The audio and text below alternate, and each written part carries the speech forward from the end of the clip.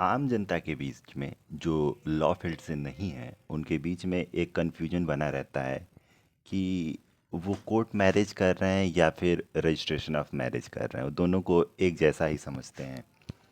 तो आज हम एक वीडियो के माध्यम से समझेंगे कि दोनों में अंतर क्या है, और फिर समझेंगे कि जो हम किए हैं, बहुत लोग मैरिज रजिस्ट्रेशन ला के दिखाते हैं और कहते हैं हमने कोर्ट मैरिज किया है।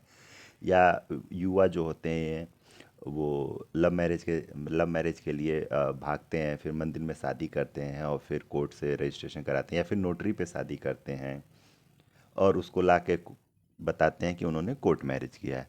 वास्तव में कोर्ट मैरिज क्या है और रजिस्ट्रेशन ऑफ मैरिज क्या है, दोनों में बारीक सा अंतर है, दोनों में डिफरेंस है, जिस डिफरेंस को हम समझेंगे। पहले मैं समझा दूं और उसको ब्रीफ कर देता हूं, उसके बाद मैं वीडियो में आगे बढ़ता हूं। ब्रीफ ये है कि जब हम रजिस्ट्रेशन ऑफ मैरिज बोलते हैं, मतलब कि आप हिंदू हैं, आप मुस्लिम हैं, आप सिख हैं, ईसाई हैं, जिस भी रिलीजन से आप आते हैं, आप अपने रिलीजन के नियमानुसार शादी करते हैं और उसको रजिस्ट्रार ऑफ मैरिज के सामने जाकर रजिस्ट्रेशन करा लेते हैं। इसको बोलते हैं रजिस्ट्रेशन ऑफ मैरिज।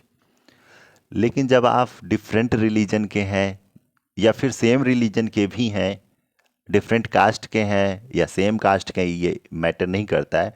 बट जब आप स्पेशल मैरिज एक्ट जो बना हुआ है, स्पेशल मैरिज एक्ट में जब आप शादी करते हैं तो किसी पर्सनल लॉ, किसी रिलीजन बेस्ड शादी नहीं होता है।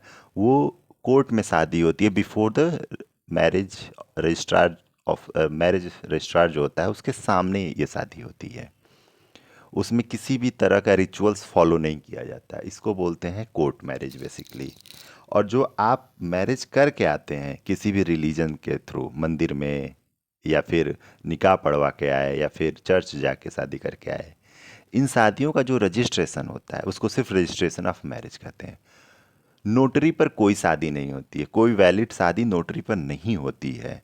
बहुत सारे लोग स्टैम्प पेपर पे कोर्ट जाते हैं, कोर्ट परिसर में एक्चुअली जाते हैं, स्टैम्प पे लिखवा लेते हैं वकील से, और फिर वो ये समझ रहे होते हैं कि कोर्ट मैरिज, एक्चुअली वो कोर्ट मैरिज नहीं होता है। स्टैम्प पर कोई शादी नहीं होती है। शादी दो ही तरह से हो सकती है, या तो आप स्पेशल मैरिज एक्ट में बिफोर रजिस्ट्रार के सामने जाकर शादी करें, या फिर आप शादी करके उसका रजिस्ट्रेशन कराएं।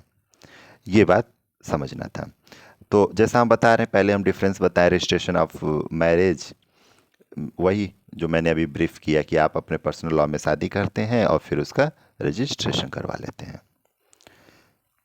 मतलब दूसरा हम ये देखेंगे कि कोर्ट मैरिज क्या होता है। कोर्ट मैरिज यही होता है कि आप मैरिज करना चाहते हैं और स्पेशल मैरिज एक्ट में शादी करना चाहते हैं, या फिर आप इंटरकास्ट हो सकते हैं, आप इंटर रिलीजन हो सकते हैं, कोई भी हो सकते हैं, इसमें पर्सनल लॉ बीच में नहीं आता है। और आप नोटिस देते हैं रजिस्ट्रार को, एप्लीकेशन देते हैं कि मैं शादी करना चाहता हूँ स्पेशल मैरिज एक्ट में, और जब शादी करना होता है उसके 30 दिन पहले नोटिस देते हैं। फिर वो नोटिस पब्लिश होती है। आगे प्रक्रिया हम देखेंगे। इसको कोर्ट मैरिज बेसिकली बोलते हैं। आप देख रहे होंगे पिक्चर मैंने भी एक लगाया, कोर्ट में शादी हो रही, ये मैरिज रजिस्ट्रार इसको शादी को कंडक्ट करवा रहे हैं। चलिए समझ लेते हैं। नॉर्मल आप जानते हैं रजिस्ट्रेशन ऑफ मैरिज क्या होता है। वही होता है, आप शादी अपने रिलीजन या अपने पर्सनल लॉ के अनुसार करिए और उसको मैरिज रजिस्ट्रार के सामने ले जाके रजिस्ट्रेशन करवा दीजिए। ये होता है रजिस्ट्रेशन ऑफ मैरिज।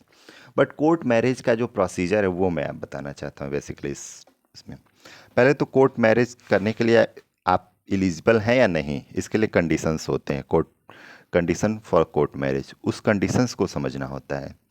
पहले तो जो भी लोग शादी करना, वर और वधू, उनका कोई भी लिविंग स्पाउस ना हो। का मतलब है कि यदि औरत शादी करने जा रही है तो उसका पति जिंदा ना हो, और यदि पुरुष शादी करने जा रहा तो उसकी पत्नी जिंदा ना हो। ये बताया गया है। मतलब कि वन मैरिज आपको अलाउड है, दो नहीं है। एक शादी आप पर्सनल लॉ से करें और दूसरा आप आके स्पेशल मैरिज एक्ट में करें, ऐसा नहीं अलाउड है। आपकी पत्नी जिंदा नहीं होनी चाहिए यदि आप पुरुष हैं तो, और आपका पति जिंदा नहीं होना चाहिए यदि आप स्त्री हैं तो। आप एक वैलिड कंसेंट देने के लिए कैपेबल हो, मतलब कि आप कंसेंट दे पाए, पति या पत्नी जो भी शादी करने जा रहे हैं वो साउंड माइंड के हों, अनसाउंड ना हो, और कंसेंट दे पाए कि हाँ मैं शादी के लिए ही कंसेंट दे रही हूँ। कंसेंट इस नेचर का, कभी कभी क्या होता है कि लोग कंसेंट देने के लिए तो एलिजिबल होते हैं कि वो कंसेंट दे सकते हैं, बट वो नेचर ऑफ मैरिज को नहीं समझते हैं, बच्चा नहीं पैदा कर सकते हैं। इस चीज़ को नहीं समझ पा रहे हैं, तो इसको भी हम वैलिड कंसेंट नहीं मानते हैं लॉ की नज़रों में। वो उनको बार बार अटैक, इंसैनिटी का अटैक ना आ रहा हो पति या पत्नी किसी एक को, इसको भी रोका गया है। ये लोग वैलिड मैरिज के लिए लायबल, एलिजिबल नहीं है, सॉरी। एज देखिए, जो पुरुष है उनकी एज 21 होनी चाहिए, जो स्त्री उनकी एज 18 साल होनी चाहिए। कंप्लीट हो गया हो तो शादी कर सकते हैं स्पेशल मैरिज एक्ट में या कोर्ट मैरिज में। एक चीज़ और समझना है, prohibited degree of prohibited relationship में ना आ रहे हो। डिग्री ऑफ प्रोहिबिटेड रिलेशनशिप क्या होता है?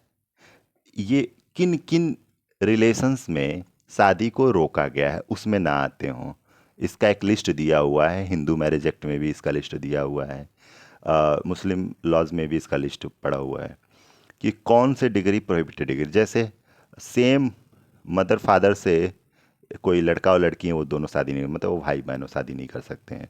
इसी तरह से बताया गया है कि अ, चाचा की लड़की से शादी नहीं कर सकते हिंदू के लिए।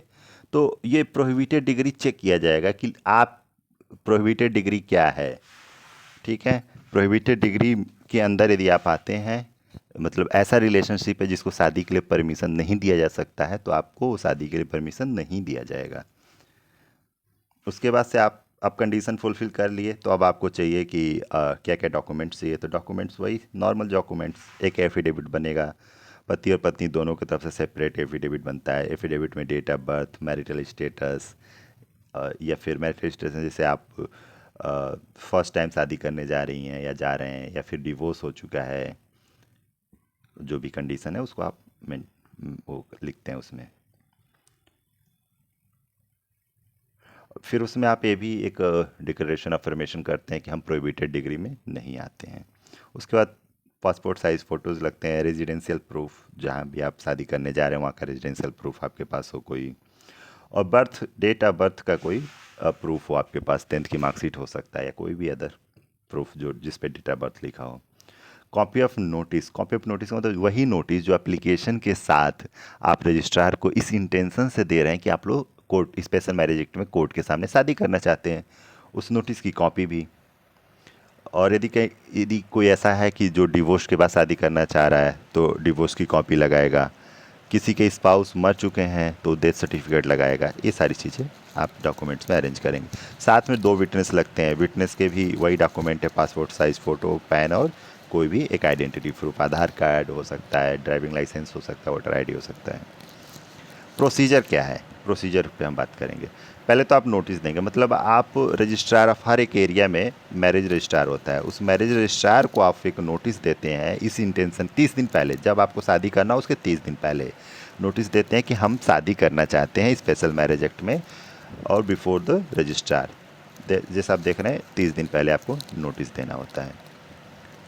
नोटिस देने के बाद से उस नोटिस का जो रजिस्ट्रार ऑफ मैरिज है वो पब्लिकेशन करता है, मतलब अपने ऑफिस के सामने लगाएगा और कहीं भी जहां उसे उचित लगे कॉन्स्पिशियस प्लेस पे उसको फिक्स करेगा।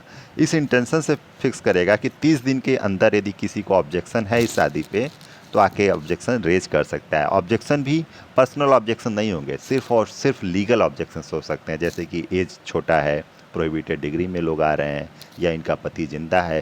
जैसे कोई पति या पत्नी दूसरी शादी करने जा रहे हैं तो पहली वाले जो है वॉक ऑब्जेक्शन रेज कर देगा, लीगल ऑब्जेक्शन होगा। इस तरह के ऑब्जेक्शंस के लिए टाइम दिया जाता है। ऑब्जेक्शन जैसे मैं बताया, ऑब्जेक्शन आप रेज कर सकते हैं 13 डेज के अंदर, नोटिस जितनी पब्लिश हुई 13 डेज के अंदर आप उसको ऑब्जेक्शन कर देते हैं।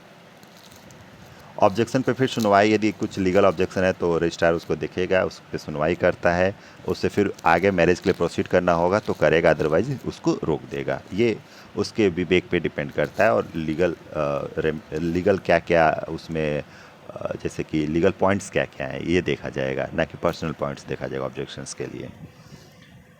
फिर पार्टीज़ और विटनेस अपना डिक्लेयर करते हैं कि parties no objection to the marriage, और कोई नहीं है, कोई ऑब्जेक्शन मैरिज, कोई भी मतलब जो ऑब्जेक्शन नोटिस इशू हुआ किसी ने कोई ऑब्जेक्शन नहीं किया, तब ये डिक्लेरेशन होता है। पार्टीज डिक्लेयर करते हैं, मतलब साइन साइन करते हैं रजिस्ट्रार के सामने उसके रजिस्टर पे, और वो शादी रजिस्टर मान ली जाती है। हाँ, एक चीज़ और, प्लेस ऑफ मैरिज भी, जैसे नॉर्मली क्या होता है जहाँ रजिस्ट्रार बैठता है वहीं पे बुला लेता है कि आप यहाँ पे आ जाइए, आप लोगों का मैरिज रजिस्ट्रेशन यहीं करवा दूंगा, सोलनाइजेशन ऑफ मैरिज करवा दूंगा। बट इस एक एक्सेप्शनल केसेस में यदि पति पत्नी नहीं आ सकते हैं तो रजिस्ट्रार वहाँ भी जा सकता है या उनके फेवरेबल प्लेस पे जा सकता है जहाँ पे मैरिज को रजिस्ट्रेशन कर ले। ऐसा कानून में लिखा है। प्रैक्टिकली ऐसा पॉसिबल नहीं है या लोग करते भी नहीं। उसके बाद से ये प्रक्रिया होने के बाद सर्टिफिकेट ऑफ मैरिज इशू हो जाएगा, जिसमें आप पति पत्नी के रूप में एक दूसरे को जाने जाएंगे। हाँ, कोर्ट मैरिज फ़ी भी कुछ लगता है, कुछ फ़ी लगता है जिसे आपको देना होता है। मैरिज कराते टाइम आपको वो फ़ी भी देते हैं, वो 500 से 1000 कुछ भी हो सकता है। इसके अलावा यदि कोई वकील आपने हायर किया है उसकी फ़ी आप दे सकते हैं। तो ये रहा पूरा प्रक्रिया। आप, हमें लग रहा है कि अब आप समझ गए होंगे कि वैलिड कोर्ट मैरिज क्या होता है। आप हमेशा वैलिड कोर्ट मैरिज के लिए वैलिड कोर्ट मैरिज पे बात करेंगे, ना कि मैं ना कि आप ये स्टैम्प पे शादी कर लिया या नोटरी पे शादी कर लिया। ये सब शादी कोई वैलिड शादी नहीं होती है। इसलिए आप या तो कोर्ट मैरिज करिए या तो फिर रजिस्ट्रेशन ऑफ मैरिज करवाइए। आज के लिए इतना ही। फिर ऐसे रोचक वीडियो के लिए हमारे साथ जुड़े रहिए। धन्यवाद।